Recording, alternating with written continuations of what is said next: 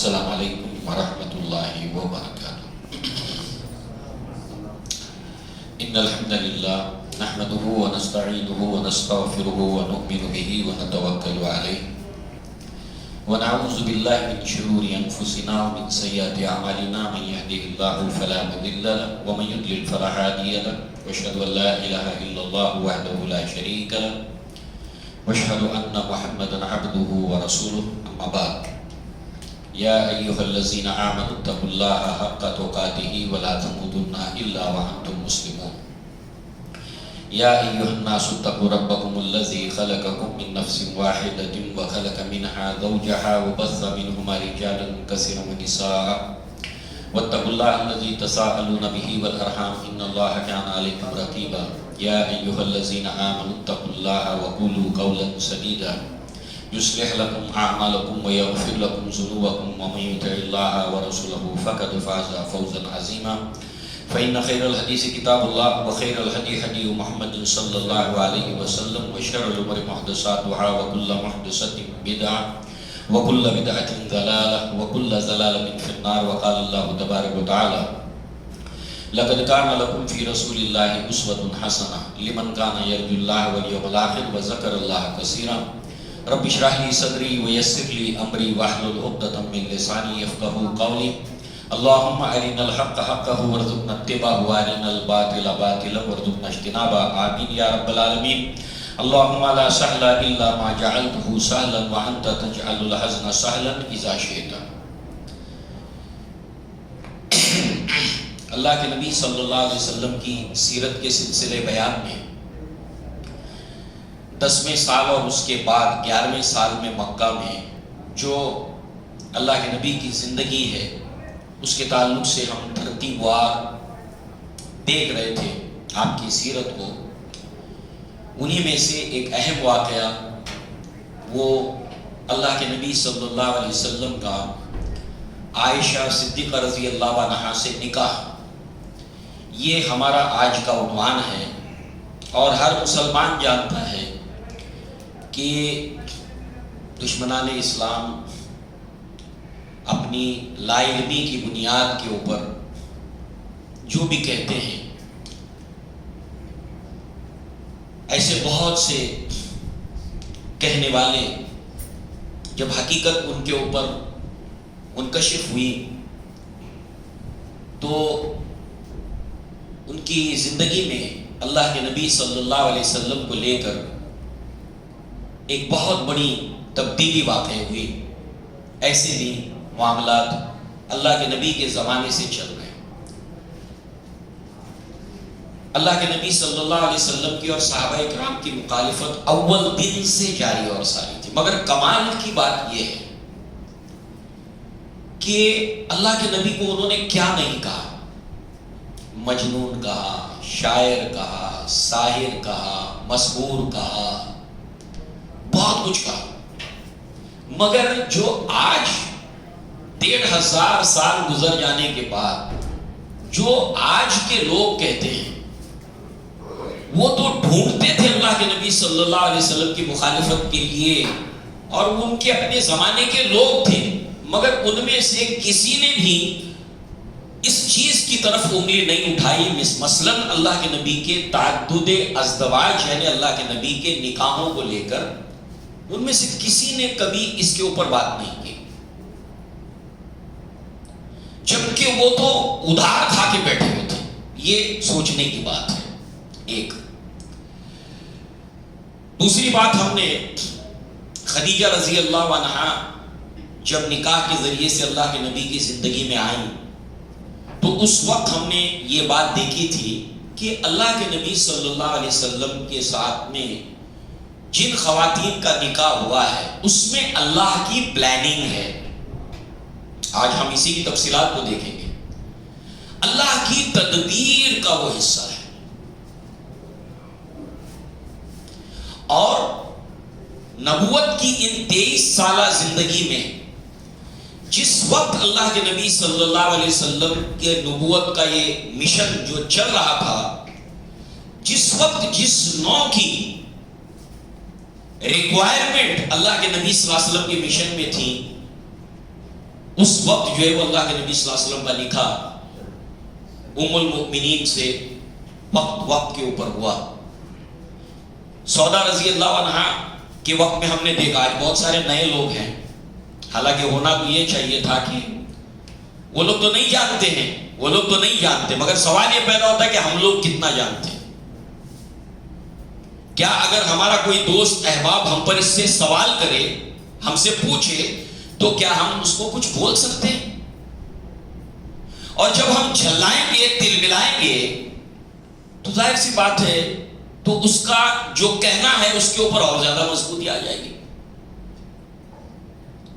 تو ہمارا بھی قصور ہے، ہم سے بھی غلطی ہوتی ہے. لہذا آج ہم انشاءاللہ اسی کی تفصیلات کو دیکھیں گے. جیسے گزشتہ مرتبہ ہم نے نام سنا تھا خولہ بنت حکیم رضی اللہ عنہ. یہ صحابیاں ہیں، اللہ کے نبی صلی اللہ علیہ وسلم سے یہ کہتی ہیں کہ یا رسول اللہ صلی اللہ علیہ وسلم الا تزوجوا، اے اللہ کے نبی آپ شادی کیوں نہیں کر لیتے؟ کیونکہ خدیجہ رضی اللہ عنہ کا انتقال ہو گیا تھا. عام الحزن اللہ کے نبی نے 10ویں سال کو قرار دیا تھا. پناہ اللہ کے نبی صلی اللہ علیہ وسلم نے مطعم ابن عدی کے لیے تھی، قبیلے کی پناہ بھی آپ کو رہی نہیں. ابو لہب ابو طالب کا انتقال ہو گیا تھا، جو قبیلے کی طرف سے سپورٹ تھا وہ ختم ہو گیا. گھر کے اندر خدیجہ رضی اللہ عنہا ان کا انتقال ہو گیا 10ویں سال میں، اور بہت کم ڈیوریشن میں یہ دونوں چیزیں ہوئیں، اور اللہ کے نبی نے اس 10ویں سال کو عام الحزن قرار دیا. اب وہاں پر کیا ہو رہا تھا کہ گھر کے باہر جب اللہ کے نبی مکہ میں دعوت دیتے تو ابو طالب اور قبیلے کا پورا سپورٹ تھا، اور گھر کے اندر جتنی بھی مشقت تکلیف اٹھا کے آپ آتے تھے تو دھارس دینے والی بیوی خدیجہ رضی اللہ عنہا کی، جنہوں نے نبوت کے پورے 10 سال اللہ کے نبی کے ساتھ ڈٹ کر کھڑی رہی، اپنا مال بھی لگایا دین کے لیے، اسلام کے لیے، اور وہ ایک رئیس خاتون تھی. اللہ کے نبی سادگی کو پسند کرتے تھے. سارے نوکر چاکر آپ نے ہٹا دیے اور سارے کام اپنے ہاتھ سے کرنے لگے. اور اس وقت ہم نے ڈیٹیل دیکھی تھی، اب تفصیل میں نہیں جائیں گے. اس کے بعد یہاں پر اللہ کے نبی صلی اللہ علیہ وسلم کے گھر کے اندر زینب رضی اللہ عنہا کا نکاح ہو چکا تھا ابو العاص سے، وہ اپنے گھر تھی. اس کے بعد جو ہے وہ رقیہ رضی اللہ عنہا، ان کا نکاح عثمان ابن عفان سے ہو گیا تھا، اور 2 بیٹیاں بھی گھر میں تھیں اور گھر میں ماں نہیں ہے.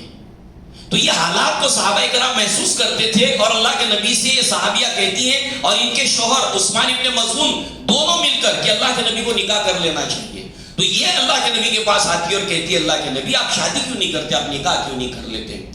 اس پر اللہ کے نبی صلی اللہ علیہ وسلم نے فرمایا کہ کس سے کروں؟ تو اس وقت انہوں نے جواب دیا کہ اگر آپ چاہیں تو باقرہ یعنی قواری سے، اور اگر آپ چاہیں تو شوہر آشنا یعنی بیوہ ہو یا مطلقہ ہو، آپ جو ہے وہ جو چاہیں گے وہ جو ہے وہ. تو کہا کہ کون ہے؟ تو کہا کہ عائشہ صدیقہ رضی اللہ عنہا قواری خواتین میں، اور سودا رضی اللہ عنہا جو بیوہ ہو چکی تھی، جن کے بارے میں گزشتہ مرتبہ گزشتہ 2 درس پہلے، یعنی پچھلا ایک درس، اس کا ایک پہلا درس، اور اس سے پہلے کے درس میں ہم نے سودا رضی اللہ عنہا کے ساتھ نکاح کی حکمت ہم دیکھ چکے ہیں. عمر رسیدہ خاتون تھی اور 55 کے قریب آپ کی عمر تھی، اللہ کے نبی سے عمر میں بڑی تھی. لہذا جو ہے وہ اللہ کے نبی صلی اللہ علیہ وسلم نے آپ سے نکاح کرنے کی وجوہات، اسباب، حکمتیں اس وقت ہم نے دیکھی تھی. اب یہاں پر یہ خولہ بنت حکیم جو ہے وہ ابو بکر صدیق کے گھر جاتی ہیں. ابو بکر صدیق اس وقت گھر پہ نہیں ہے، ابو بکر صدیق کی بیٹی ہیں عائشہ صدیقہ رضی اللہ عنہا، اور اس وقت ان کی امی ام رومان کے نام سے مشہور ہے، مگر ان کا اصل نام ہے زینب رضی اللہ عنہا، جو مسلمان تھی. ابو بکر صدیق کی بیوی زینب نام تھا، ام رومان جو ہے وہ آپ کا جو ہے وہ لقب تھا. تو لہذا انہوں نے بات رکھی، اس کے ڈیٹیل میں ہم نہیں جائیں گے. تو انہوں نے کہا کہ تھوڑا انتظار کرو، ابو بکر آ جائیں، یعنی ان کے شوہر رضی اللہ عنہ وہ آ جائیں، تو اس کے بعد جو ہے وہ آپ ان کے سامنے بات رکھنا. تو جب آئے ابو بکر صدیق تو انہوں نے وہی بات ان کے سامنے رکھی عائشہ صدیقہ رضی اللہ عنہا کے رشتے کو لے کر اللہ کے نبی کے لیے. تو ابو بکر صدیق نے کہا کہ وہ تو اللہ کے نبی کی بھتیجی لگیں گی. دھیان سے سنیے، وہ تو اللہ کے نبی کی بھتیجی لگیں گی، تو یہ مناسب ہوگا رشتہ؟ اس لیے کہ اللہ کے نبی صلی اللہ علیہ وسلم نے، اللہ کے نبی صلی اللہ علیہ وسلم کے ابو بکر صدیق منہ بولے بھائی تھے، جیسے ہم لوگ سب اسلام کے اعتبار سے ایک دوسرے کے بھائی ہیں، پورے دنیا کے جتنے مسلمان ہیں سب ایک دوسرے کے بھائی بہن ہیں، مگر وہ والا معاملہ نہیں ہے کہ جو شادی بیاہ جب ہوگا تو ظاہر سی بات ہے کہ یہ والا معاملہ نہیں رہے گا، مگر جب شادی بیاہ نہیں ہے تو اللہ کے نبی نے فرمایا کہ تمام مسلمان وہ باہم ایک دوسرے کے بھائی ہیں۔ سورہ حجرات کے اندر اللہ تعالیٰ نے فرمایا کہ تم اپنے بھائیوں کو باہم آپس میں لڑتا ہوا نہ چھوڑو، ان کے درمیان صلح کراؤ۔ تو سارے مسلمان باہم آپس میں بھائی بھائی ہیں، بھائی بہن ہیں۔ لہذا اس اعتبار سے اللہ کے نبی صلی اللہ علیہ وسلم جب ابو بکر نے یہ بات کہی تو خولہ رضی اللہ عنہ اللہ کے نبی کے پاس آتی ہے کہ ابو بکر صدیق یہ کہتے ہیں، آپ نے فرمایا کہ ارجی، آپ جاؤ ابو بکر کے پاس، الیہ فقولی، اور ان سے کہنا انا اخوک وانت اخی، تم میرے بھائی ہو اور میں تمہارا بھائی ہوں، فی الاسلام، اسلام کے اندر، لہذا اور تمہاری بیٹی کا جہاں تک تعلق ہے میرے لیے رشتہ یہ اس اعتبار سے غلط نہیں ہوگا۔ اب سنیے زید ابن حارثہ کا معاملہ کس کس کو معلوم ہے؟ ہاتھ اونچا کریں۔ سورہ احزاب میں جن کا ذکر آیا، اللہ کے نبی کے منہ بولے بیٹے تھے، ٹھیک ہے؟ یہ ہم لوگ یہ بھی دیکھیں، کوئی شرمندگی کی بات نہیں ہے، ہم لوگ خود اللہ کے نبی کے بارے میں کتنا جانتے ہیں۔ یہ واحد صحابی ہیں جن کا نام قرآن میں آیا ہے، سورہ احزاب میں، زید ابن حارثہ کا، سورہ احزاب میں آیا ہے۔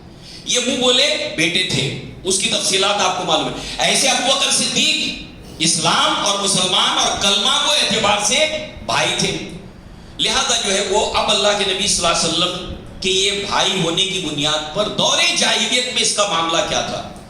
دور جاہلیت میں معاملہ یہ تھا کہ وہاں جو منہ بولا بیٹا ہے وہ جسٹ لائک سگا بیٹا، اسلام کو اس کو سب ختم کرنا تھا، اس کے لیے اللہ تعالیٰ نے شریعت نازل کرنی تھی۔ اسی کے ساتھ ساتھ جو ہے وہ منہ بولا جو بھائی ہے یا وہاں پر بھائی کی جو حیثیت تھی وہ بالکل ویسی ہی تھی جیسے سگے بھائی کی۔ آج ہندوستان کے سماج میں اگر ہم دیکھیں کہ ایک اگر خاتون، اس کا شوہر مر جاتا ہے، مر جانے کے بعد اس کا جو دیور ہے وہ اگر اس سے شادی کر لیتا ہے تو ہمارا سماج کیا کہے گا؟ جسٹ امیجن اٹ، تھوڑا تصور کیجیے کیا کچھ کہے گا۔ اور یہاں کے سماج میں کیا بات ہے کہ بھابھی ماں سمان ہوتی ہے، کوئی اپنی ماں سے شادی کرتا ہے کیا؟ مگر اس کی کوئی حقیقت نہیں ہے، اس کو توڑنے کی ہمت ہے کسی میں؟ اس نے اپنی بھابھی کو دیکھا ہی نہیں ہے، زندگی میں نہیں دیکھا ہے، پردے میں ہے وہ، کوئی ہمت کر سکتا ہے ہماری سوسائٹی کے اندر کرنے کی؟ حوصلہ ہے کسی میں؟ اور اگر اس نے اظہار بھی کر دیا تو گھر والے اس کے اوپر ٹوٹ پڑیں گے کہ تمہارا دماغ خراب ہو گیا۔ اسلام نے اجازت دینے کے باوجود حاصل کلام یہ ہے کہ رسموں کو توڑنا آسان نہیں ہوتا، اور جتنی رسمیں ٹوٹی ہیں وہاں پر بڑے لوگ جو تھے اسلام میں سابقون الاولون، جو زیادہ قربانیاں دے سکتے تھے، اللہ تعالیٰ نے ان کا انتخاب کیا ہے رسموں کو توڑنے کے لیے۔ ابو بکر صدیق کا انتخاب کیا، عائشہ صدیقہ کا انتخاب کیا، ام رومان کا انتخاب کیا، اور اللہ کے نبی صلی اللہ علیہ وسلم کا خود اللہ تعالیٰ نے انتخاب کیا تاکہ سماج میں سے قیامت تک کے لیے یہ چیز ہمیش کے لیے ختم ہو جائے۔ حقیقی رشتہ وہی ہے جو خون کا، بھائی بھائی کا رشتہ ہے، بھائی بہن کا رشتہ ہے۔ یہ دنیا کے اندر تم جو رشتے قائم کرتے ہو شریعت میں اس کی کوئی حیثیت نہیں، کوئی اوقات نہیں۔ تو ظاہر سی بات ہے اس نسبت سے جو ہے وہ اس بدعت کو توڑنا تھا، اس رسم کو توڑنا بھی مقصود تھا۔ اس کے بعد آپ دیکھیں اس سے پہلے عائشہ صدیقہ رضی اللہ عنہا کے رشتے کی بات چل رہی تھی جبیر ابن مطعم سے، یعنی مطعم ابن عدی کے بیٹے سے۔ مطعم ابن عدی کون ہے؟ جس نے 10ویں سال میں اللہ کے نبی کو پناہ دی ہوئی ہے۔ جسٹ امیجن اٹ، اللہ کی تدبیر دیکھو، اللہ کیا کرنا چاہ رہا ہے، اللہ کے کام دیکھو کیا پہلے ہے اور کیا بعد۔ بدر مجھے نظر آتا ہے غار حرا سے پہلے۔ اسلاف جو ہمارے تھے، ہمارے جو اسلاف تھے، وہ ہمیشہ اللہ کی پلاننگز کو جاننے سمجھنے کی کوشش کرتے تھے، اور یہی وجہ ہے کہ وہ ہمیشہ کامیاب رہے دنیا کے اندر، آخرت میں تو ہوئے۔ اللہ تعالیٰ جو المدبر ہے، جو بیسٹ پلانر ہے، اس کے پلاننگ کو سمجھنے کی کوشش کرتے تھے، اور وہ ان کے ایمان کے اضافے کی وجہ بنتی تھی، وہ ان کو بہادر بناتی تھی، بریو بناتی تھی۔ لہذا اب متیم ابن عدی جس نے پناہ دے رکھی ہے، تھوڑی دیر کے لیے سوچئے، اس کے بیٹے سے رشتے کی بات چل رہی، کوئی وعدہ وغیرہ نہیں ہوا ہے، رشتے کی بات چل رہی عائشہ صدیقہ رضی اللہ عنہا کے ساتھ میں، اور جب یہ بات آتی ہے تو اب ظاہر سی بات ہے کہ یہ جو بات چل رہی ہے اس کو ختم کرنا ضروری ہے۔ تو ابو بکر صدیق رضی اللہ عنہ متیم ابن عدی کے گھر جاتے ہیں۔ اب سوال تو ہے، پناہ دی بھی، اس کے اندر امکان یہ ہے کہ پناہ وہ واپس لے لے، پناہ واپس لے لے، ممکن ہے۔ تو فکر کیا کہتی ہے، سوچ کیا کہتی ہے، آدمی آگے پیچھے کرے گا، مگر اللہ کی پلان کچھ اور ہے۔ یہ پناہ رہے یا نہ رہے، یہ بدعت ختم ہونی چاہیے۔ آج تم بہت کم حکمتیں دیکھیں گے عائشہ صدیقہ سے نکاح کی، بہت کم، یعنی 10% بھی نہیں۔ کاش کہ آپ لوگ پڑھیں ایمان افروز، اللہ کی قسم میں جتنا اس کا اسٹڈی کیا ہوں، عجیب طرح سے اللہ تعالیٰ کے جو پلان، اس لیے آپ کو کہنا مقصد ہے کہ ہماری ڈیوٹی ہے کہ ہم پڑھیں سمجھیں، ہماری ذمہ داری ہے، ہم بہت غافل ہیں، بہت غافل ہیں۔ لہذا جو ہے وہ ابو بکر صدیق رضی اللہ عنہ پہنچتے ہیں، اور اس کے بعد یہ بات رکھتے ہیں، اس رشتے کو جو بات چل رہی تھی یہ آگے نہیں بڑھ سکتی، لہذا تو متیم ابن عدی کی بیوی کہتی ہے، دیکھیے سوچ کیا چل رہی ہے، ایسا ہوتا ہے، ایسا ہی ہوتا ہے، آدمی سوچتا ہے ارے ایسے ہو جائے گا، ایسے ہو جائے گا، پناہ ختم ہو جائے گی، یہ ہو جائے گی۔ انسان ایک بات سوچتا ہے، عسیٰ ان تکرہوا شیئا وہو خیر لکم، تم کسی چیز سے کراہیت کرتے ہو مگر وہ تمہارے لیے اچھی ہوتی ہے، وعسیٰ ان تحبوا شیئا وہو شر لکم، تم کسی چیز کو اچھا سمجھتے ہو تمہارے لیے وہ اچھی نہیں ہوتی، واللہ یعلم وانتم لا تعلمون، اللہ جانتا ہے تم نہیں جانتے۔ لہذا بیوی کہتی ہے متیم ابن عدی کہ اے ابو قحافہ کے بیٹے، یہ ابو بکر کے والد کا لقب تھا ابو قحافہ، اے ابو قحافہ کے بیٹے، ہم اپنے بیٹے کا نکاح جو ہے وہ تمہاری بیٹی سے کر کے اس کو صابی نہیں بنانا چاہتے۔ صابی کس کو بولتے ہیں؟ جو ان بتوں کو نہیں مانتا تھا مکہ کے اندر، اس کو لوگ کہتے تھے صابی ہو گیا، یعنی کسی بت پرستی کو نہیں مانتا تھا، اس کو صابی کہتے تھے۔ تو ہم اپنے بیٹے کو تمہاری بیٹی سے بیاہ کر کے اس کو صابی اپنے بیٹے کو بنانا نہیں چاہتے، لہذا تم محمد صلی اللہ علیہ وسلم کے دین میں داخل ہو گئے ہو اور اندیشہ ہے کہ تم ہمارے بیٹے کو بھی اس میں داخل کر دو گے، لہذا بہتر یہ ہے کہ ہم یہ رشتہ نہ کریں۔ کیا بات ہم سوچ سکتے ہو؟ یہاں پر دیکھیے اللہ تعالیٰ نے ایک پلان کیا ہوا تو کتنی چیزیں آسان ہوتی چلی گئی۔ اللہ کا پلان تھا، اور اللہ کا پلان اتنا پرفیکٹ ہوتا ہے، اتنا پرفیکٹ ہوتا، ہم سوچتے کچھ اور ہوتا کچھ ہے۔ یہاں پر تو یہی سوچ آئے گی نا، یہ پناہ واپس لے لے گا، مگر ہوا کیا؟ انہوں نے خود ہی کہا کہ ہم کو رشتہ ہی نہیں کرنا ہے۔ اچھا ہو گیا، بغیر دوا کے بیماری ختم ہو گئی۔ ہم سوچتے کچھ اور ہوتا کچھ۔ بہرحال اب آپ دیکھیے، اس کے علاوہ اللہ کی پلاننگ کا حصہ ہے۔ اللہ کے نبی نے نکاح کے بعد عائشہ صدیقہ سے جو بات کہی اس کو آپ سنیے، باتیں تو بہت سی۔ کہا کہ اریدکی قبل ان تزوجکی مرتین، یہ بخاری کی روایت میں 2 مرتبہ ہے کہ اے عائشہ مجھے تمہیں 2 مرتبہ دکھایا گیا نکاح سے پہلے، اور رائت الملک یعنی جبریل علیہ السلام یا میلکی یعنی لے کر آئے تھے فی سرقۃ من حریر، ریشم کے کپڑے کے اندر تمہاری تصویر لے کر جبریل علیہ السلام میرے پاس آئے تھے۔ اور بخاری کی روایت میں 2 مرتبہ ہے، مسلم کی روایت میں 3 مرتبہ ہے کہ 3 مرتبہ جبریل ریشم کے کپڑے میں ایک تصویر لے کر آئے تھے۔ میں نے ان سے کہا فقلت لہو اکشف فکشف فاذا ہی انتی، میں نے کہا کہ یہ کپڑے کھول کر مجھے دکھاؤ، تو مجھے جب دکھایا جبریل نے تو اس کے اندر تمہاری تصویر تھی۔ جبریل علیہ السلام فرشتوں کے سردار ہیں، اور فرشتوں کو اللہ نے جو بنایا ہے ان کے کام کرنے کا ڈھنگ کیا ہے؟ لا یعصون اللہ ما امرہم، وہ اللہ کی نافرمانی نہیں کرتے، ویفعلون ما یؤمرون، اور کرتے وہی ہیں جو اللہ تعالیٰ نے حکم دیا ہے۔ تو لہذا یہ ہے جبریل علیہ السلام اللہ کا فیصلہ لے کر اللہ کے نبی کے پاس آئے تھے. ایسے ہی زینب رضی اللہ عنہا کا جب نکاح کی بات ہوئی نا، اللہ کے نبی خود آگے پیچھے کر رہے تھے. اللہ نے قرآن میں کہہ دیا، نبی صلی اللہ علیہ وسلم کہہ دیا، سورہ احزاب کو پڑھیا. یعنی یہاں پر جو ہے وہ اللہ تبارک و تعالیٰ نے خود جو ہے وہ یہ فیصلہ جبریل کے ذریعے سے جو ہے وہ عائشہ صدیقہ رضی اللہ عنہا کا تصویر کے ذریعے سے انہیں بھیجا. بہرحال اب جو ہے وہ اگلی بات یہ ہے کہ اللہ تبارک و تعالیٰ نے جتنی بھی اللہ کے نبی صلی اللہ علیہ وسلم کی بیویاں ہیں ان کے تعلق سے ایک جنرل بات بتائی.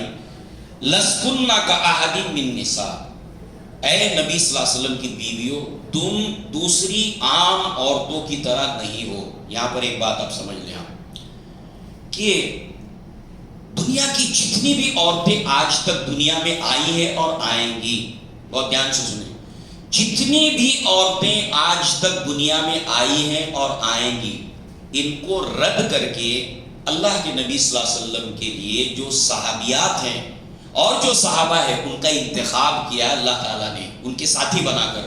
اور ساتھیوں میں بھی جس سے جو رشتہ ہونا ہے نبی کا وہ بھی اللہ تعالیٰ نے طے کر دیا ہے. تو اس اعتبار سے ایک روایت کو سن لیں کہ عبداللہ ابن عمر رضی اللہ عنہما اس کے راوی ہے کہ اللہ کے نبی آپ اثر ہے آپ کا، آپ کہتے ہیں کہ ان اللہ نظر فی قلوب العباد فوجد قلب محمد صلی اللہ علیہ وسلم خیرا فاصطفاہ لنفسہ وبرسالتہ ثم نظر فی قلوب العباد بعد قلب محمد صلی اللہ علیہ وسلم، کہ اللہ تعالیٰ نے تمام انسانوں کے دل دیکھے اور ان میں اللہ کے نبی کا دل سب سے اچھا پایا، تو آخری نبوت اور رسالت کے لیے آپ کا انتخاب کیا. اور نبی کے دل کے بعد پھر دوبارہ سارے انسانوں ہم سب کے بھی دل دیکھے اللہ تعالیٰ نے ان میں سے پھر ان صحابہ کو چنا نبی کا ساتھی بنا کر. تو وہ سب کے سب اللہ کا سلیکشن ہے، ایکسٹرا آرڈینری ہو لوگ، بالکل ہم لوگوں سے ایک دم الگ ہے، وہ لوگ ایک دم الگ ہے، اللہ کے چنندہ ہے. اور پھر جو جتنا نبی کے قریب ہے وہ اتنا زیادہ اللہ تعالیٰ کا سلیکٹڈ ہے.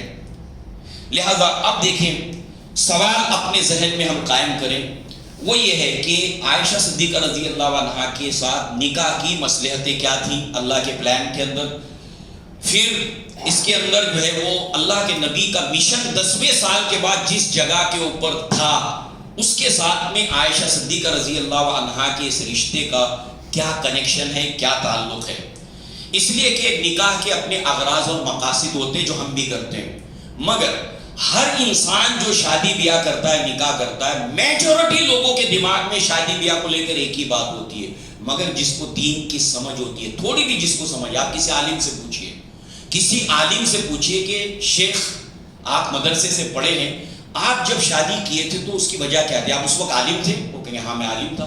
آپ نے شادی کیوں کی تھی؟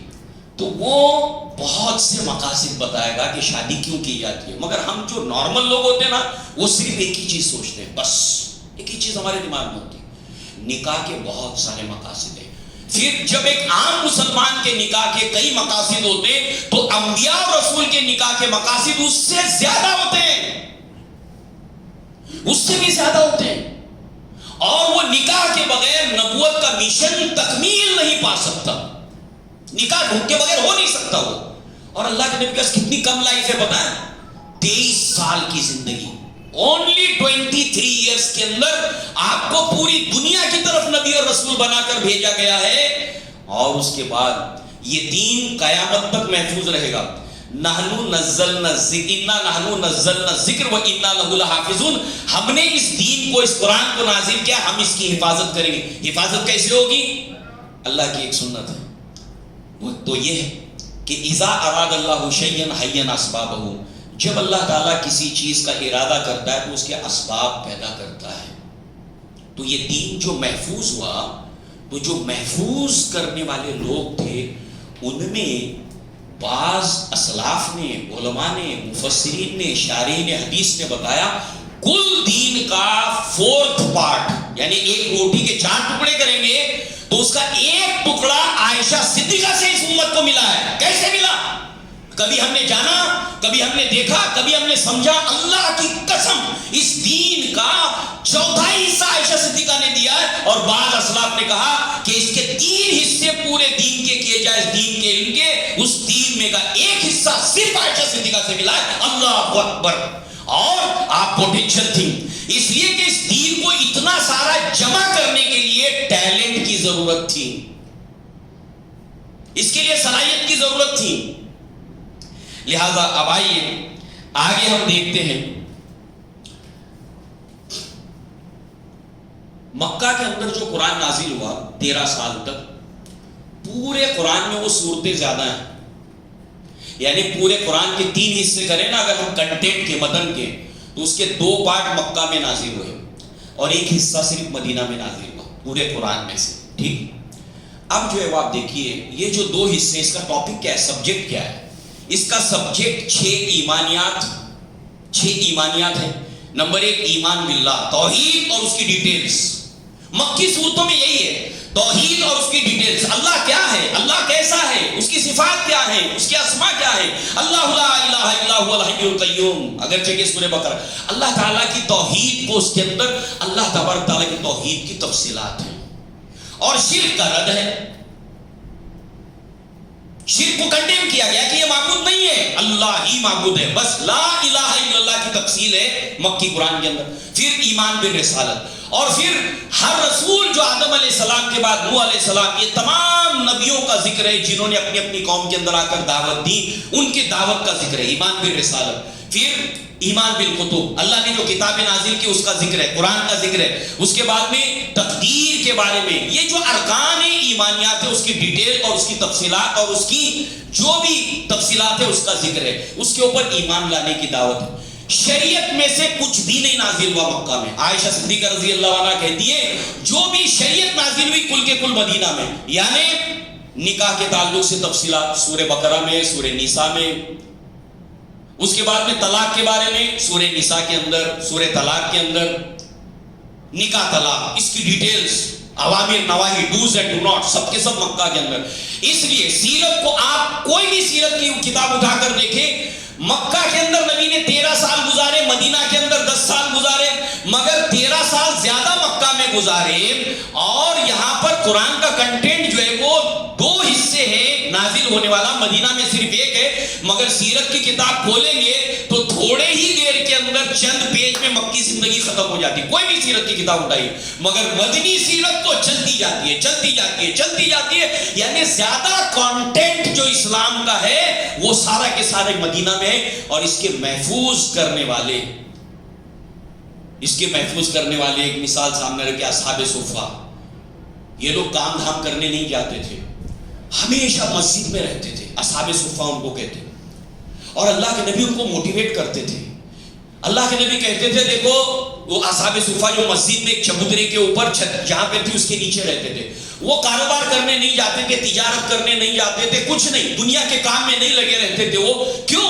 کیونکہ ابھی 10 سال اللہ کے نبی کی زندگی کا وقفہ ہے اور اس وقت دین کو جمع کرنے، قربانی دے کر دین کو جمع کرنے والے لوگوں کی ضرورت ہے. یہ اصحاب صفہ بھوک کی وجہ سے گر جاتے تھے راستے میں. لوگ سمجھتے تھے ان کو مرغی آ گئی ہے، لہذا وہ بھوک کی وجہ سے کسی کے سامنے ہاتھ نہیں پھیلاتے تھے اور کام بھی نہیں کر سکتے تھے. تو اللہ کے نبی صلی اللہ علیہ وسلم اپنے گھر والوں کے اوپر ان کو ترجیح دیتے تھے اور سب انصار صحابہ کو، مہاجرین کو کہتے تھے کہ کون میرے ان صحابہ کو اپنا مہمان بنائے گا. کیوں؟ یہ لوگ نبی کے قریب رہ کر، کلوز رہ کر دین کو لے رہے. اس لیے نبی کے بہت کلوز رہنا ضروری تھا، بہت قریب رہنا ضروری تھا دین کو لینے کے لیے. اس لیے عمر بن الخطاب کے جو بھائی تھے مواخاتی، انہوں نے کہا کہ انہوں نے باری لگائی تھی کہ ایک دن تم علم حاصل کرو، میں کام کروں گا کھیت میں، ایک دن میں علم حاصل کروں گا، تم کھیت میں کام کرنا اور ہم لوگ علم کو ٹرانزیکشن کریں گے، تم نے جو سیکھا مجھے آ کر بتاؤ. یعنی کچھ ایسا ایک گروپ چاہیے تھا جو نبی کے بہت قریب رہتا. اور صرف نبی کے قریب نہیں، ان کے اندر ٹیلنٹ کا ہونا بھی ضروری ہے، صرف قریب نہیں. اللہ کے نبی نے فرمایا الانسان کالمعدن، انسانوں کی مثال معدن کے مانند ہے، مائن کے مانند ہے. جیسے زمین کو کھودنے کے بعد ایک سونے کی کان ہے، زمین کو کھودنے کے بعد ایک پیٹرول ڈیزل کی کان ہے. تو جہاں پر پانی ہے وہاں سے سونا نہیں نکلے گا، جہاں پر سونا ہے وہاں سے پانی نہیں نکلے گا. عائشہ صدیقہ رضی اللہ عنہا کا جو ٹیلنٹ تھا نا، جو صلاحیتیں تھی نا، آپ حیران ہو جائیں گے، آپ حیران ہو جائیں گے۔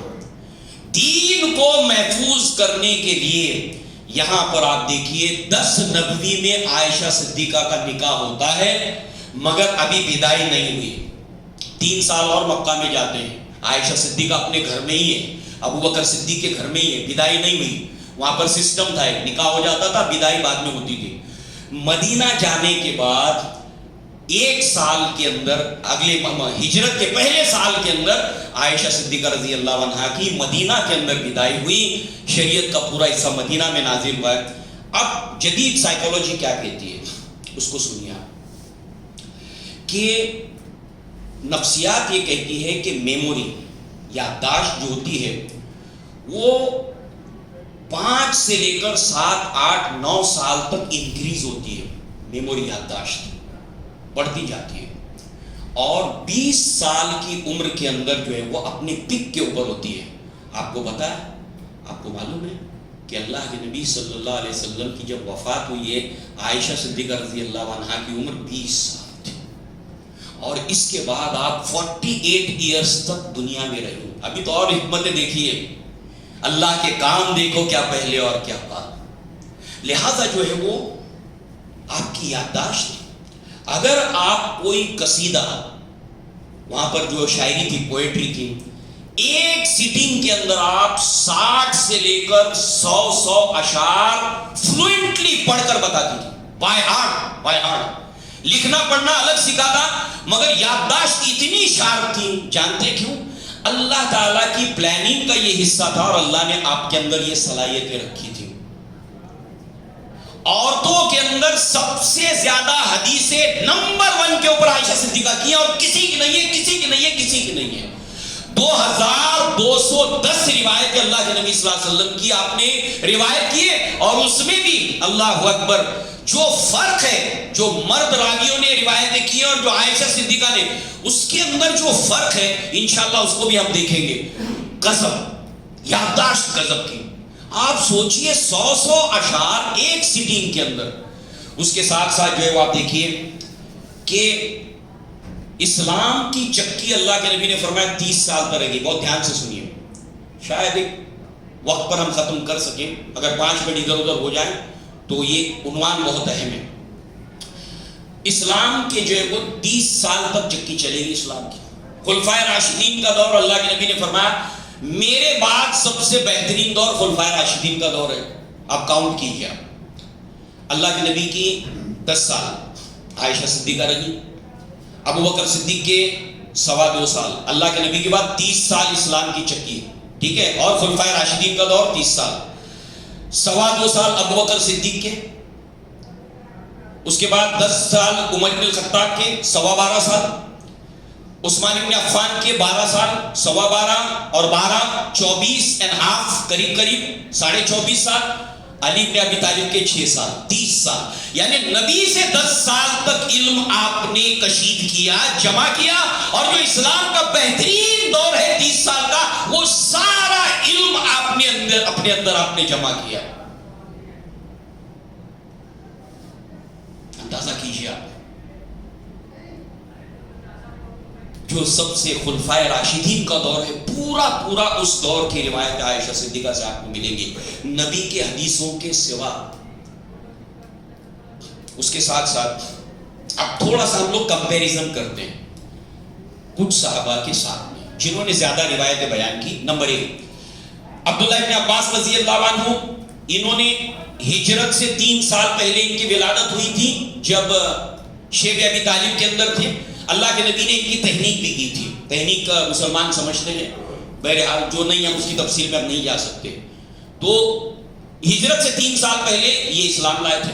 سب سے زیادہ نبی سے روایتیں کرنے والوں کے اندر عبداللہ ابن عباس، 2660 روایتیں۔ یہ اللہ کے نبی کے بہت قریب رہتے تھے، حتیٰ کہ ایک روایت کو آپ سنیے، آپ کہتے ہیں، یہ بہت مشہور روایت ہے، کنتو خلف النبی صلی اللہ علیہ وسلم یومن، میں ایک روز اللہ کے نبی صلی اللہ علیہ وسلم کے ساتھ سواری میں پیچھے بیٹھا تھا۔ نبی کے کتنے قریب آپ دیکھیں، اور اس وقت نبی نے فرمایا یا غلام، اے بچے سن. اس وقت جو ہے وہ عربی میں غلام اس کو کہتے ہیں جس سے 10 سال کی کم عمر ہو، اور بچوں کی یادداشت بہت اچھی ہوتی ہے، میموری بہت شارپ ہوتی ہے. اور عبداللہ ابن عباس نے 2660 روایتیں بیان کی ہیں، زیادہ روایتیں بیان کرنے والے، نبی سے بہت قریب رہے. اللہ کے نبی نے ان کو دعا دی کہ اللہ تعالیٰ اس بچے کو قرآن مجید کا علم عطا کرو. دوسرے آپ دیکھیں نبی سے قریب رہنے والوں میں عبداللہ ابن عمر کی کوشش ہوتی ہے کہ اللہ کے نبی صلی اللہ علیہ وسلم سے قریب رہیں. انہوں نے 2630 روایتیں بیان کی ہیں، اور ہجرت کے وقت آپ کی عمر تھی 11 سال. دیکھیں جو لوگ زیادہ روایتیں کریں ان کی عمر آپ دیکھیے 11 سال کی عمر ہے. وہ عبداللہ ابن عمر رضی اللہ عنہ کی ہجرت کے وقت میں مدینہ میں جا کر وہ کانٹینٹ زیادہ ہے، شریعت زیادہ ہے، پیچیدگیاں زیادہ ہے دین کی. اسی کے ساتھ جابر بن عبداللہ رضی اللہ عنہ جو ہے وہ ہجرت کے وقت 13 سال کے تھے. انہوں نے 2540 روایتیں بیان کی ہیں. اور انس بن مالک رضی اللہ عنہ کا جہاں تک تعلق ہے، ان کی والدہ انس بن مالک کو لے کر آتی ہیں. غربت بہت تھی، 2 اوڑنیاں تھی، اس میں سے ایک اوڑنی کو بیچ میں سے پھاڑا، ایک کا تہبند باندھا، ایک کو انس کے جو ہے وہ کندھے پہ ڈالا، انگلی پکڑ کے لے آئی. کہا اللہ کے نبی میرا انیس ہے، پیار سے کہا میرا انیس ہے، اے اللہ کے نبی آپ کی خدمت کرے گا. کہتے میں 10 سال تک اللہ کے نبی کی خدمت کرتا رہا ہوں کہ کبھی وضو کے لیے پانی دے دیا، یہ دیا. 10 سال تک خادم کی حیثیت سے رہے. کبھی نبی نے مجھے یہ نہیں کہا کہ تم نے یہ کام کیوں نہیں کر دیا، اس کو ایسا کیوں نہیں کیا، کبھی نہیں. غلطی ہو گئی، کچھ ٹوٹ گیا، کبھی نبی نے پلٹ کر مجھے کہا نہیں، ڈانٹا نہیں. انہوں نے سب سے زیادہ نبی صلی اللہ علیہ وسلم سے علم اخذ کیا ہے، اور وہ ہے 2286 روایتیں آپ نے بیان کی ہیں. لہٰذا یہ وہ ہے وہ لوگ جو بالکل نبی سے قریب رہ کر انہوں نے علم حاصل کیا. یعنی پوائنٹ یہ ہے نبی سے علم اسی وقت حاصل ہو سکتا تھا جو محفوظ ہونے والا تھا کہ آپ کے بہت قریب رہنا. عائشہ صدیقہ کا پلس پوائنٹ یہ تھا کہ جو تکلف ان کو ہو سکتا تھا وہ عائشہ صدیقہ کے لیے نہیں تھا. ہمیشہ گھر میں اللہ کے نبی اویلیبل ہے. اور حجرہ بھی کیسا ہے پتہ ہے؟ حجرہ کیسا ہے پتہ ہے؟ عائشہ صدیقہ کا حجرہ ہے، اور حجرے سے آپ نے باہر پاؤں رکھا، مسجد کا صحن ہے، مسجد کا صحن. جیسے ہی دروازے سے باہر قدم رکھا اللہ کے نبی نے، ڈائریکٹ صحن ہے. اور صحن سے نکل کر اللہ کے نبی جب ممبر پہ جاتے تھے، جو بھی خطبہ آپ دیتے تھے عائشہ صدیقہ گھر میں سے پورا کلیئر کٹ سنتی تھی. اور جب نبی واپس آتے تو سوال کرتی تھی اللہ کے نبی آپ نے ایسا کہا، یہ بات مجھے سمجھ نہیں آئی. سب سے زیادہ نبی سے سوالات کر کے علم کے مختلف پہلوؤں کو جمع اگر کسی نے کیا، اللہ اکبر، ام المؤمنین ہم سب کی ماں، ہم سب کی امی عائشہ صدیقہ رضی اللہ عنہا نے ہمارے اوپر اتنا بڑا احسان کیا، اتنا بڑا احسان کیا ہے. ہم اس پوری امت مل کر، اور اللہ اتنے ہی اور لوگ امت پیدا کرے، 10 گنا پیدا کرے، وہ سب مل کر عائشہ صدیقہ کا احسان اتار نہیں پائیں گے، اتار نہیں پائیں گے. ہم نے پڑھا نہیں ہے. جب عائشہ صدیقہ کوئی سوال کرتی ہے نا، ویسے ہی دل خوش ہونے لگتا ہے کہ ارے ہاں یہ سوال پوچھنا چاہیے تھا آپ نے. اللہ اکبر. ایسا کئی مرتبہ علماء کو محسوس ہوتا ہے کہ یہاں پر یہ سوال ہونا چاہیے، اور وہی سوال عائشہ صدیقہ پوچھتی ہے. لہذا آپ دیکھیں کہ یہاں پر صحابہ کرام آپ سے قرب حاصل کرنے کے لیے سفر کا انتظار کرتے تھے کہ کب اللہ کے نبی صلی اللہ علیہ وسلم. اچھا، نبی کا ادب کا معاملہ بھی ہے. عبداللہ ابن عباس کہتے ہیں مجھے نبی سے ایک بات پوچھنی تھی. نبی مسجد سے باہر نکلے، چلتے اپنے حجرے کی طرف بہت نزدیک ہے. آپ پیچھے سے آواز نہیں دے سکتے، نبی کے ادب کا معاملہ ہے، تو آواز نہیں دیتے تھے، فاسٹ چلتے تھے کہ نبی صلی اللہ علیہ وسلم سے بس قریب جا کے پوچھوں. اتنے میں اللہ کے نبی گھر میں داخل ہو گئے. تو اب وہ گھر کے باہر انتظار کرتے تھے کہ نبی جب باہر آئیں گے تب پوچھوں گا. کیوں؟ قریب رہنا مقصد ہے دین حاصل کرنے کے لیے. تو یہ تکلف کا اٹھنا ضروری تھا، ٹیلنٹ کا ہونا ضروری ہے نبی سے علم حاصل کر. صرف قریب رہنا نہیں بلکہ علم جمع کرنے کی کیپیسٹی اور صلاحیت کا ہونا. اس کے ساتھ آپ دیکھیں کہ آپ کی پرورش، بچپن سے پرورش اور ماحول کی بڑی اہمیت ہوتی ہے. آپ نے جب ہوش کی آنکھ کھولی، ماں باپ دونوں مسلمان ہیں، اور ابو بکر صدیق تو اللہ کے نبی کے خاص بہت قریب. اس کے بعد جو ہے وہ دادی آپ کی اسلام میں تھی، دادا بھی ایمان نہیں لائے تھے، فتح مکہ کے بعد لائے. دادی مسلمان، اماں مسلمان، ابا مسلمان. پھر ایک بھائی عبداللہ مسلمان. اسما مسلمان، ام کلثوم مسلمان، محمد اس کے علاوہ عبد الرحمن جو ہے وہ اس کو چھوڑ کر جو بعد میں ایمان لائے، یہ سب کے سب ایک ماحول پورا کے پورا گھر کا اسلامی تھا. لہذا آپ نے پروان ہی جس گھر کے اندر چڑھی وہاں پر پورا کے پورا اسلام کا ماحول تھا. اس لیے اللہ کے نبی کے ابتدائی دور کی باتیں بھی آپ نے بیان کرتے ہوئے شروع سے لے کر آخر تک ساری باتیں آپ نے بیان کی ہے، پہلے سال سے لے کر آخری سال تک. اس کی مثالیں ہمارے سامنے آئیں گی. مثال دیکھیے، ایک مرتبہ اسما بنت ابو بکر رضی اللہ عنہ، ان کی والدہ بھی ایمان نہیں لائی تھی، یہ دوسری ماں سے تھے اسما بنت ابو بکر. تو ان کی والدہ کچھ پنیر ہے کچھ گھی ہے یہ لے کر آئی تھی، اور آنے کے بعد میں اسما رضی اللہ عنہ نے کہا کہ عائشہ ممی کو یہ بیٹھنے دو، میں اللہ کے نبی سے پوچھ کے آتی ہوں یہ اسلام نہیں لائی ہیں تو میں لوں کیا ان کا، ابھی اسلام نہیں لائی ہے. تو اسما بنت ابو بکر گئی اللہ کے نبی صلی اللہ علیہ وسلم کے پاس کہ اللہ کے نبی ایسا ایسا معاملہ ہے. اللہ کے نبی نے فرمایا کہ ماں باپ اگر مشرک بھی ہوں اللہ تعالیٰ تمہیں ان سے حسن سلوک سے نہیں روکتا. اب یہ عائشہ صدیقہ رپورٹ کرتی ہے، یعنی جو ایکشن ری ایکشن ہو رہا ہے نا گھر میں اسلام کو لے کر، وہ سب کیچ کر رہی ہے گھر میں. ابو بکر اپنے گھر میں اپنے ماں باپ کے گھر میں سب کیچ کر رہی ہے. میری بہن اسما آئی، ان کی امی آئی، پھر انہوں نے نبی سے پوچھ کر آیا تو قالت عائشہ صدیقہ رضی اللہ عنہ، قالت عائشہ صدیقہ رضی اللہ عنہ، قالت عائشہ صدیقہ رضی اللہ عنہ. آئے ہائے، دل باغ باغ ہونے لگتا ہے. اتنا زیادہ محفوظ کرنے کے اندر ایک تقابل تو دیگر صحابہ کے ساتھ جنہوں نے جمع کیا اتنا پیارا ہے کہ ایمان افروز ہے آپ کی زندگی. ہم سب کی والدہ، ہم سب کی امی عائشہ صدیقہ رضی اللہ عنہ. لہذا آپ دیکھیے کہ اب جو ہے وہ بعد میں اللہ کے نبی کے بعد عائشہ صدیقہ رضی اللہ عنہ استوانہ عائشہ ایک پلر تھا، یعنی آپ کے گھر کے حجرے کے قریب جو پلر تھا، 48 سال تک آپ نے اسی جگہ پر بیٹھ کر لوگوں کو تعلیم دی ہے. 48 ایئرس تک، یعنی اسلام کا خلفائے راشدین کا دور، اور اس کے بعد 8 سال اور 58 سال کی عمر میں آپ کی وفات ہوئی ہے اسی جگہ سے. اور آپ سے علم حاصل کرنے کے لیے کون آتا تھا؟ ابو بکر صدیق رضی اللہ عنہ، والد عمر بن الخطاب رضی اللہ عنہ، عثمان بن عفان رضی اللہ عنہ. اور جب کوئی ڈسپیوٹ ہوتا تھا لوگ کہتے تھے چلو امی عائشہ صدیقہ رضی اللہ عنہ کے پاس جاتے ہیں، وہ صحیح سے بتا سکیں گی. اور واقعی میں ایسا ہوتا تھا.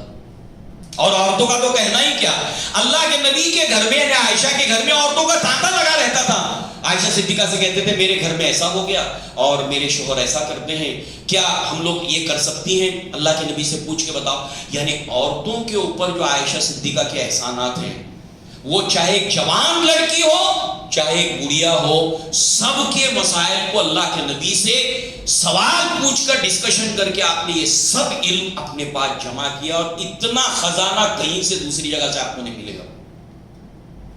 اور یاد رکھیے ٹیلنٹ کا ہونا بھی ضروری ہے، اور اللہ تعالیٰ نے تدبیر کا حصہ ہے تو آپ کے اندر یہ ساری صلاحیتیں آپ نے رکھی تھی.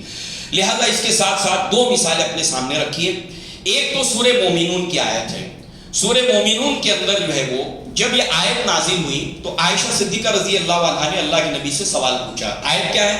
والذین یؤتون ما آتوا وقلوبهم وجلة انهم الى ربهم راجعون، کہ وہ لوگ جب دیتے ہیں جو کچھ دیتے ہیں اللہ تعالیٰ کی راہ میں خرچ کرتے ہیں اور پھر ان کے دل ڈرتے بھی رہتے ہیں کہ وہ اپنے رب کے پاس لوٹائے جائیں گے. عائشہ صدیقہ نے پوچھا اللہ کے نبی یہ سورہ مومنون کی آیت نمبر 60 میں جن کا ذکر ہو رہا ہے کیا یہ لوگ شرابی ہیں، یہ لوگ زانی ہیں، یہ لوگ گناہ کرنے والے لوگ ہیں؟ اللہ کے نبی کہتے ہیں، اللہ کے نبی سے کہتے ہیں، اللہ کے نبی عائشہ سے کہتے ہیں یا عائشہ، یا بنت صدیق، اے صدیق کی بیٹی، نہیں اہم الذین، عائشہ صدیقہ کا سوال. اس کے بعد اللہ کے نبی فرماتے ہیں یا بنت صدیق ولکنہم الذین، بلکہ یہ وہ لوگ ہیں کہ جو یہ سب نیکیاں کرتے ہیں، نماز پڑھتے، روزہ رکھتے، سب کچھ کرتے، مگر ڈرتے اس بات سے ہیں کہ ہم نے نماز تو پڑھ لی، خرچہ تو کر لیا، روزہ تو رکھ لیا، مگر اللہ قبول بھی کرے گا؟ یعنی سوالات کرنے کے اندر دوسرے صحابہ سنکوچ کرتے تھے، نبی کا عادت سنکوچ کرتے تھے، کیونکہ جیسے کوئی بدو آ گیا نا سب صحابہ جلدی جلدی جلدی نبی کے قریب آ جاتے تھے. کیوں؟ کیونکہ بدو دیہات کے آدمی کو سمجھ نہیں ہوتی, وہ بے تکلف پھٹاک سے کچھ بھی پوچھ لیتا ہے, تو لہذا علم حاصل کرنے کے لیے فوراً صحابہ کرام, کیونکہ ہم پوچھ نہیں سکتے, نبی کے ادب کی بات ہے, مگر اللہ کے نبی صلی اللہ علیہ وسلم کی بیوی تھی عائشہ صدیقہ, اور اتنی پیاری بیوی, تکلف دیکھیے کچھ بھی نہیں. اور میاں بیوی کے درمیان جو گھریلو معاملات ہوتے وہ ان کے اندر بھی تھے, ہنسی مذاق سب کچھ. ایک مرتبہ ابو بکر صدیق نے عائشہ صدیقہ کو ڈانٹا کہ بیٹی وہ اللہ کے رسول ہیں, اور ہاتھ اٹھانے لگے عائشہ صدیقہ پر. تو اللہ کے نبی صلی اللہ علیہ وسلم نے اپنے پیچھے آڑ میں لے لیا عائشہ صدیقہ کو. جب کہا کہ نہیں یہ ہمارا معاملہ ہے تو چلے گئے ابو بکر صدیق. اس کے بعد کہا عائشہ میں نے آج تم کو بچایا کہ نہیں بچایا اللہ کے اپنے والد سے. تو یہ اچھا یہ ایک اپنا سبجیکٹ ہے کہ اللہ کے نبی صلی اللہ علیہ وسلم کا جو گھریلو ماحول تھا بہت زبردست تھا, بہت زبردست, اور وہ ہمیں دیکھنا ہے اپنے گھر کے اندر یہ باہر لانے کے لیے. بھلے ہی چولہا نہ جلے مگر خوشحالی گھر میں ویسی تھی, اگر ہم دیکھیں گے حیران رہ جائیں. پیسے کی کمی ہے, چولہا نہیں جل رہا 40 دنوں تک, مگر خوشحالی اور گھر کا جو ماحول تھا بہت بہترین تھا. لہٰذا جو ہے وہ آپ دیکھیے کہ سوال جو ہے وہ بڑے پرمغز ہوتے تھے آپ کے, ایسی نہیں سوال سطحی نہیں, بہت پرمغز آپ کے سوالات ہوتے تھے. ایک مثال آپ سنیے, پروفیسر آرنولڈ سوال کے بارے میں کہتے ہیں, یہ اقبال کے استاد تھے علامہ اقبال کے, وہ کہتے ہیں کہ جس کو علامہ اقبال جیسا شاگرد مل جائے, اسٹوڈنٹ مل جائے, ایسا ہوشیار اور بریلینٹ شاگرد جو ہوتا ہے استاد کو محقق بنا کے چھوڑتا ہے. وہ سوال ہی ایسا کرتا ہے. اور اللہ کے نبی تو اللہ کے رسول تھے, آپ کے پاس جو بھی آتا تھا اللہ کی طرف سے, اس لیے آپ سوال ایسا کرتی تھی. یہ اپنی جگہ پر ایک تھیسس ہے, ریسرچ کا ایک عنوان ہے. عائشہ صدیقہ نے جو سوالات کیے اس کا مقام اور مرتبہ امت کے لیے کیا ہے, یہ ریسرچ کا ایک ٹاپک ہے. پی ایچ ڈی اس کے اوپر انسان کر سکتا ہے, جتنے سوال عائشہ صدیقہ نے کیے. اور سوال کے بارے میں ایک اور بات ہے, السؤال نصف العلم, سوال آدھا علم ہوتا ہے. سوال کے بارے میں ایک اور بات ہے, سوال انسان کے ذہانت کی غمازی کرتا ہے. ایک انسان جب کوئی سوال کرتا ہے نا, اس کے سوال سے آپ اندازہ کر سکتے کہ یہ آدمی کتنا بریلینٹ ہے. دیکھیے سائنسدان ہوتے ہیں, کیا ایک سائنسدان کے ذہن میں سوال آیا یہ سیب نیچے کیوں آیا؟ اب بتائیے لاکھوں کروڑوں لوگوں میں کوئی ایسا سوال اس کے ذہن میں پیدا ہی نہیں ہوتا, یہ سیب کیوں نہیں آیا. کروڑوں اربوں لوگوں کے دماغ میں نہیں پیدا ہوتا کہ سیب نیچے کیوں آیا, اوپر کیوں نہیں گیا, بلکہ وہ سارے کروڑوں لوگ بولیں گے پاگل آدمی ہے, بیوقوف آدمی ہے. یعنی معلوم ہوا سوال جتنا شارپ ہوتا ہے نا وہ آدمی کے ذہانت کی علامت ہوتا ہے. عائشہ صدیقہ بہت ذہین تھی, بہت ذہین تھی, اور اسلام کو جو اللہ تعالیٰ نے محفوظ کرنا تھا قیامت تک کے لیے, اس کے لیے اس ٹیلنٹ کی ریکوائرمنٹ تھی. سائیکولوجی کہتی ہے کہ 50 کے بعد انسان کی یادداشت ڈیمیج ہونا شروع ہو جاتی. اللہ کے نبی صلی اللہ علیہ وسلم کی بہت سی بیویاں ہیں جن کی عمر شادی کے وقت 55 سال 58 سال 57 سال وہ وقت ہے, اس لیے ان سے روایتیں بہت کم ہیں, بہت کم ہیں. اور زیادہ روایتیں کس سے؟ عائشہ صدیقہ رضی اللہ عنہا سے. لہذا اب چلیے, یہ سوال جو ہے نا میرے ذہن میں تھا کہ اللہ کے نبی صلی اللہ علیہ وسلم کا شادی جو خدیجہ رضی, میرے ذہن میں سوال آتا تھا کہ آپ کی شادی جو خدیجہ رضی اللہ عنہا سے ہوئی تھی تو اس وقت تو اسلام تھا نہیں, تو کیسے ہوئی ہوگی؟ جانتے ہیں اس کو روایت کس نے کی ہے؟ عائشہ صدیقہ نے, کہ دور جاہلیت میں 4 طرح کی شادیاں ہوتی تھی. ایج آف اگنورینس, 4 ٹائپ کی شادی ہوتی تھی. پھر آپ نے وہ سب ٹائپس بتائے, یہ شادی ایسی تھی اس طرح سے ہوتی تھی, یہ شادی ایسی تھی, ہم ڈیٹیل میں نہیں جائیں گے, اس طرح سے ہوتی تھی, اس طرح سے ہوتی تھی. اور ایک نکاح وہی ہے جو آج تمہارے درمیان ہوتا ہے, ولی ہوتا تھا, مہر ہوتا تھا, خطبہ ہوتا تھا.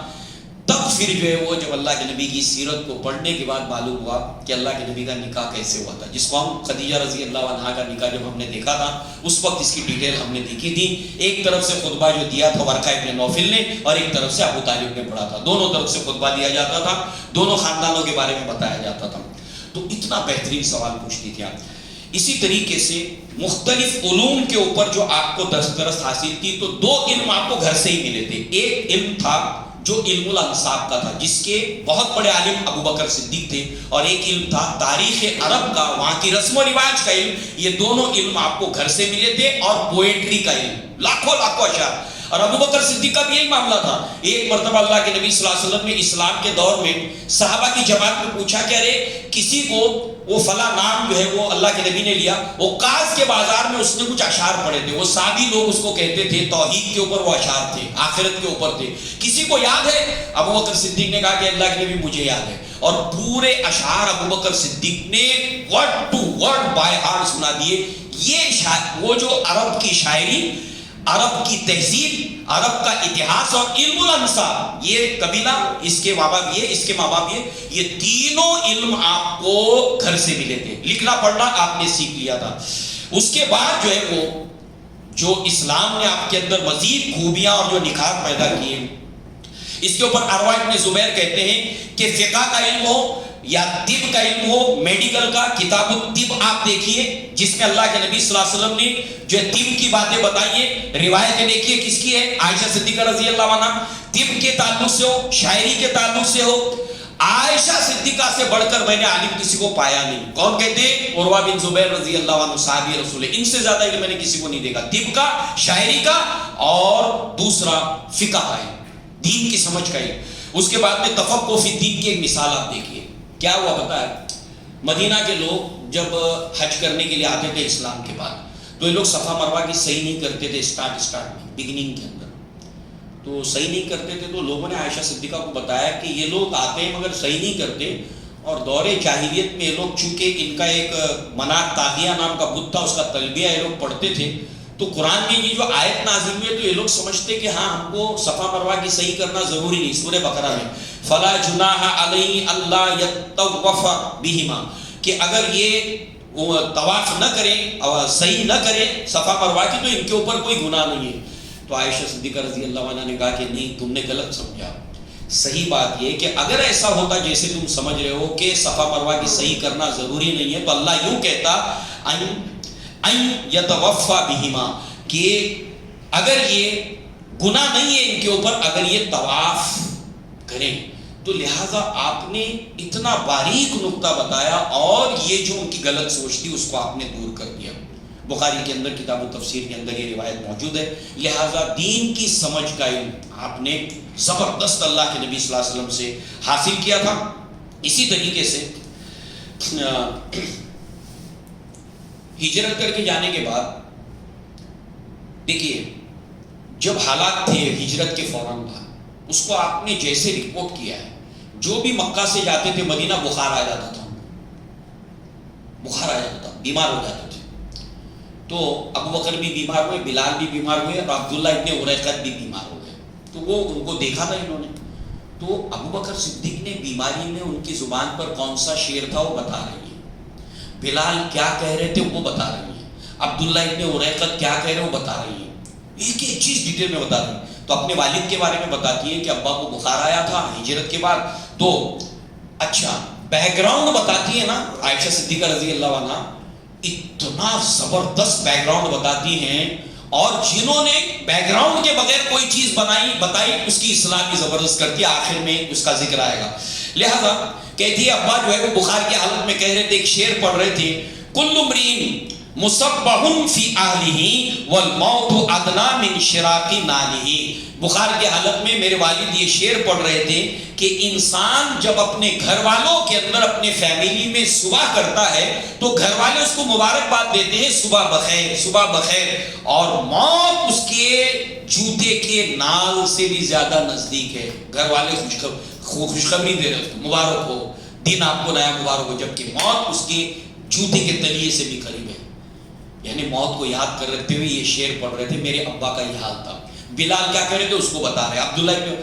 پھر اللہ کے نبی کے پاس صحابہ نے آ کر جو پرابلم فیس کر رہے تھے مدینہ میں اس کو بتایا. یعنی بیک گراؤنڈ بتا رہی ہے, بیک گراؤنڈ, اور اتنے سنکشپت ورڈز میں بتاتی ہے, اتنے کم لفظوں میں بتاتی ہے. ابھی ہم دیکھیں گے فصاحت اور بلاغت میں بہت ماہر عائشہ صدیقہ ام المؤمنین, ہم سب کی ماں. لہذا جو ہے وہ اس کے بعد آپ دیکھیں کہ اللہ کے نبی نے پھر دعا جو مانگی اس کو آپ نے دعا بتائی کہ اللہ کے نبی نے پھر یہ دعا مانگی, اللہم اشد اللہم بارک لنا فی سائنا و فی مدنا. اے اللہ تعالیٰ مدینہ کے اندر ہمارے لیے مد اور سا یعنی ناپ تول کے جو پیمانے ہوتے کلو کے بعد، اس میں برکت عطا فرما. کیوں؟ آبادی اچانک بڑھ گئی تھی، سب ہجرت کر کے آئے تھے، پہلے آبادی سے زیادہ ہو گئی تھی. اناج کے پیمانوں میں، ناپنے تول کے پیمانوں میں برکت عطا فرما. اور اے اللہ تعالیٰ، صحابہ کرام کو مکہ کی یاد آ رہی تھی، خانہ کعبہ کی یاد آ رہی تھی مدینہ آنے کے بعد، تو لہذا اللہ کے نبی نے دعا مانگی کہ اللہم حبب الینا المدینہ کحبنا مکہ. اے اللہ مدینہ کو بھی ہم کو ایسے ہی محبوب بنا دے جیسے تو نے مکہ کو ہمارے لیے محبوب بنایا، بلکہ اس سے بھی زیادہ. لہذا پھر اس طرح سے ساری تفصیلات جو فیس کر رہے تھے مدینہ میں صحابہ، اور کہیں سے آپ کو ملے گی نہیں.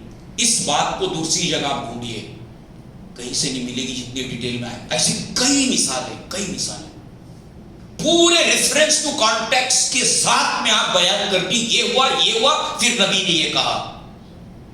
اس کے ساتھ ساتھ آپ دیکھیے فصیح اللسان. موسیٰ بن طلحہ رضی اللہ عنہ کہتے ہیں کہ میں نے عائشہ صدیقہ سے زیادہ فصیح اللسان کسی کو نہیں دیکھا. فصیح اللسان کا مطلب کیا ہوتا ہے پتہ ہے؟ ساگر کو گاگر میں بھر دینا، کم سے کم ورڈز کے اندر زیادہ سے زیادہ بیان کرنا. یہ تو آپ پڑھیں گے تب جانیں گے کہ آپ کیسے کوئی چیز کو پریزنٹ کرتی ہیں. اس کے ساتھ ساتھ اب ایک مثال کے طور پر دیکھیے فصاحت اور بلاغت.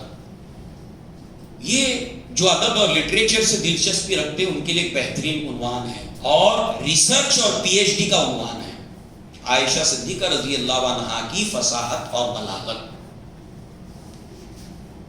لہذا آپ دیکھیں اللہ کے نبی پر وحی کیسے نازل ہوئی اس کو بیان کر رہی ہے، اور جیسا آپ نے بیان کیا ہے فصاحت اور بلاغت سے، اس کی نظیر ملنا مشکل ہے. اسی لیے اسلاف کہتے ہیں آپ سے زیادہ فصیح بلیغ ہم نے نہیں دیکھا. اسی بات کو دوسرے بیان کر رہے ہیں مگر عائشہ صدیقہ جب بیان کرتی ہیں. لہذا دیکھیے کیا کہہ رہی ہیں آپ. اور یہ کب کی بات ہے؟ یہ اللہ کے نبی کے اوپر وحی کا سلسلہ جب ہوا ہے تو آپ کی پیدائش بھی نہیں ہوئی تھی. اس وقت کی باتیں آپ بیان کر رہی ہیں، ویری بگننگ کی اسلام کی. اور جانتے ہیں بگننگ کی بات سے لے کر آخری بات کس نے سنی ہے نبی سے؟ اللہ کے نبی کے ہونٹ ہل رہے تھے، عائشہ صدیقہ نے اپنا کان نبی کے ہونٹوں پر لگایا اور لاسٹ والی بات بھی اللہ کے نبی سے سنی. ہے کوئی ایسا فرمان؟ آپ قربان جائیں گے اپنی امی کے اوپر، قربان جائیں گے، آپ اپنا جو ہے وہ ریشہ اپنی اماں کے اوپر قربان کر دیں گے، اپنی امی کے اوپر قربان کر دیں گے. اتنی آپ نے قربانیاں دی ہیں. ایک بات اور، آپ بہت خوشحال والد کے گھر کے اندر آپ نے پرورش پائی تھی. 40,000 دینار درہم کے آپ مالک تھے، بہت ریچ تھے ابو بکر صدیق.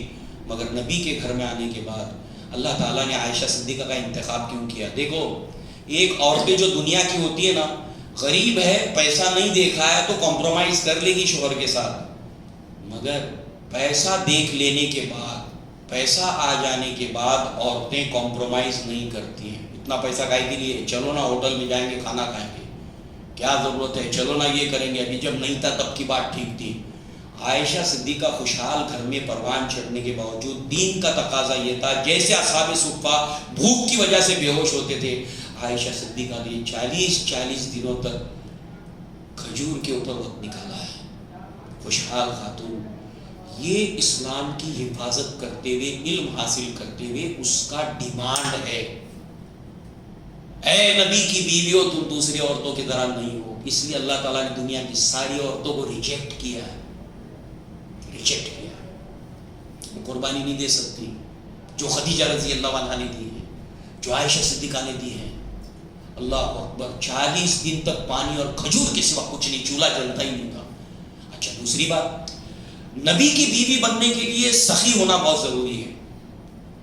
اللہ کے نبی کے بعد صحابہ کرام اتنا مال لیتے تھے، ایک مرتبہ جو ہے وہ علی بن ابی طالب کے بعد کے زمانے میں، عمر بن الخطاب کے زمانے میں، آپ کو جو بھی پیش کرتے تھے صحابہ کرام، وہ اگلی نماز ختم ہونے سے پہلے سب ختم کر دیتی. حتیٰ کہ آپ کے بھتیجے اپنے رشتہ داروں میں کہنے لگے کہ عائشہ صدیقہ کو روکنا پڑے گا.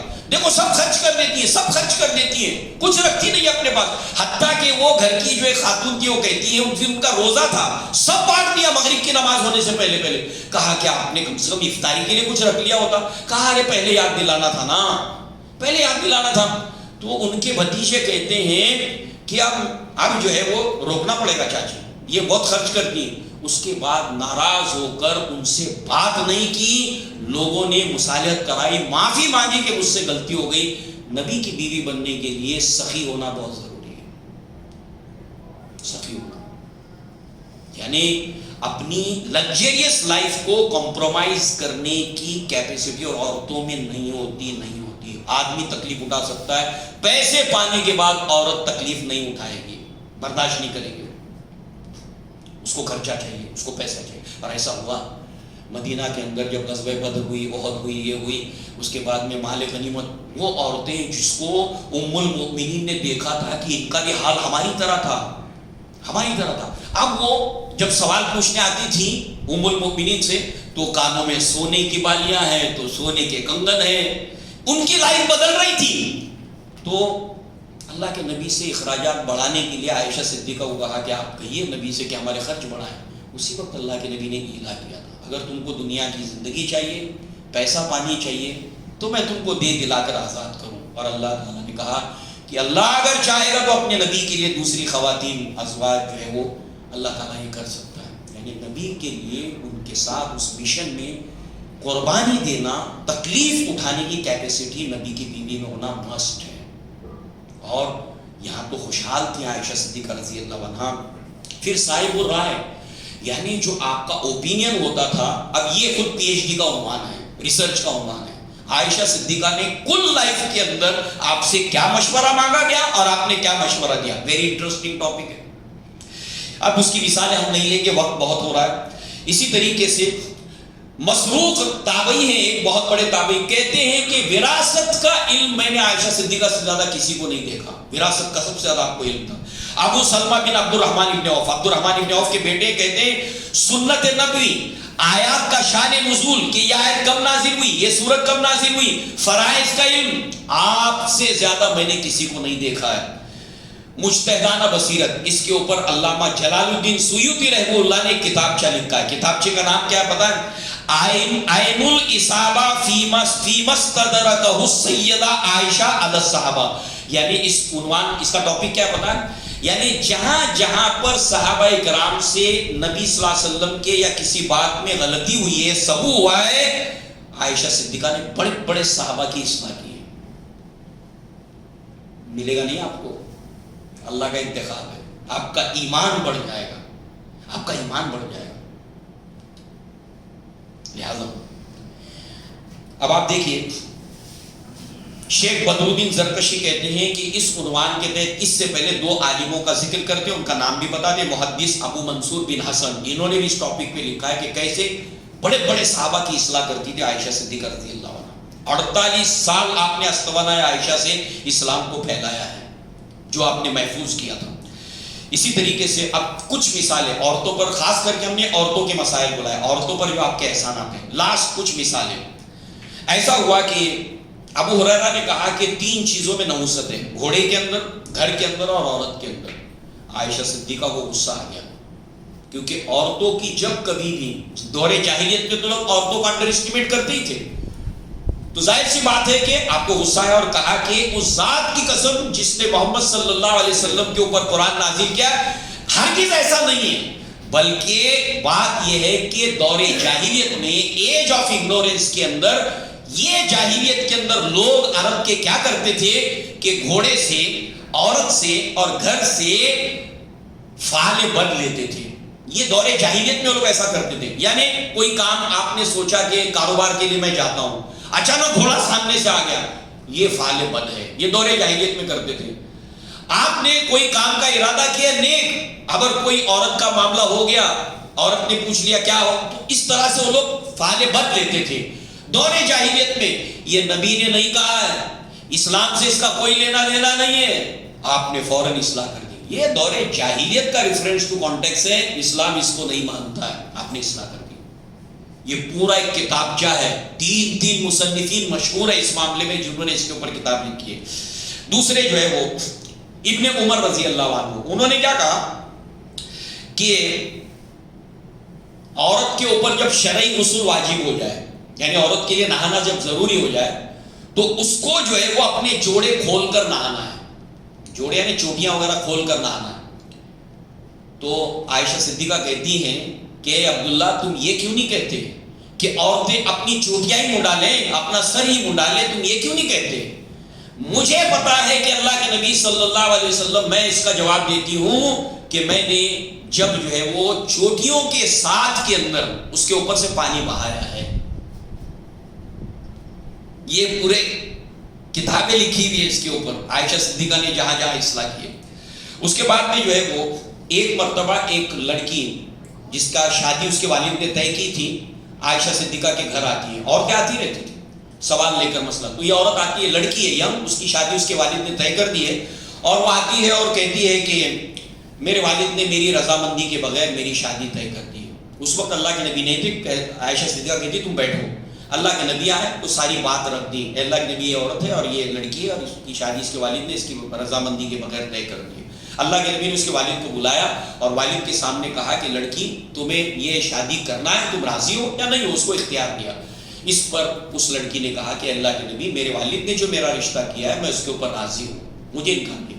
میں صرف عورتوں کو یہ بتانا چاہتی تھی کہ عورتوں کی رضامندی ضروری ہے، میں عورتوں کا جو ادھیکار ہے وہ بتانا چاہتی تھی، لہذا جو ہے وہ عورتوں کے اوپر بہت بڑے احسانات ہیں عائشہ صدیقہ رضی اللہ عنہا کے۔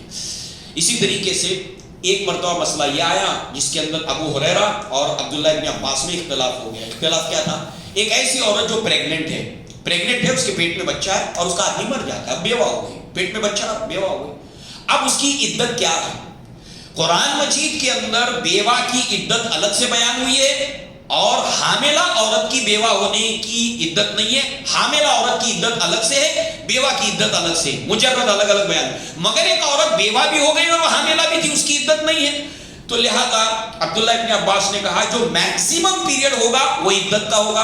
ابو ہریرہ نے کہا کہ جب بچے کی پیدائش ہو جائے وہیں پر اس کی عدت کا معاملہ ہو جاتا ہے۔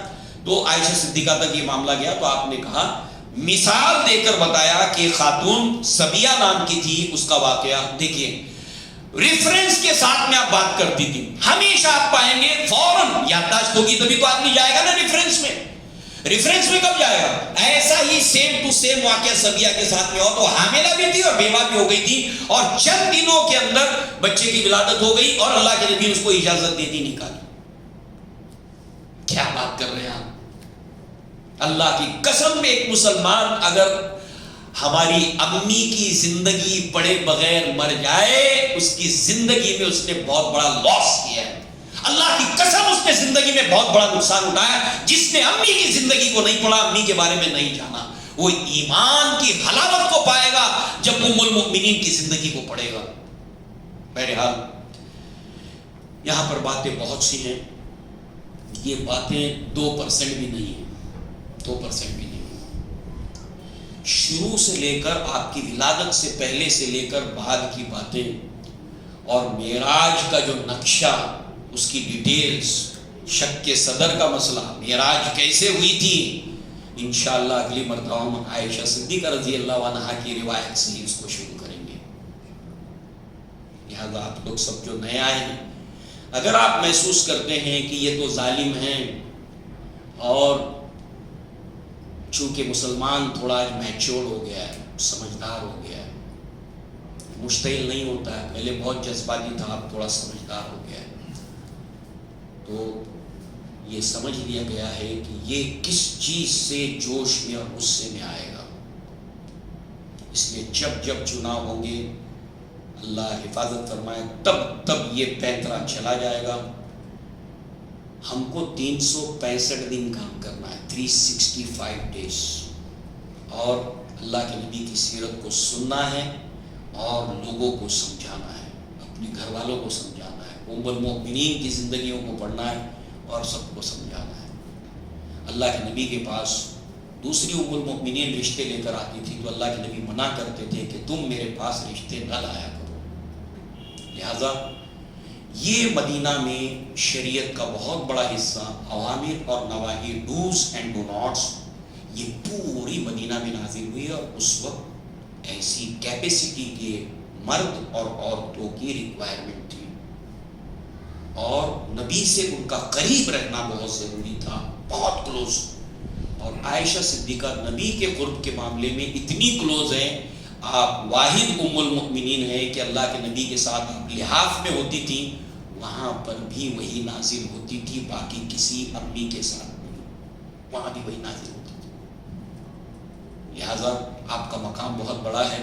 آخری بات، جانتے رمضان کا مہینہ آتا ہے، رمضان کا مہینہ آتا ہے، آپ کی وفات 17 رمضان المبارک کو ہوئی ہے.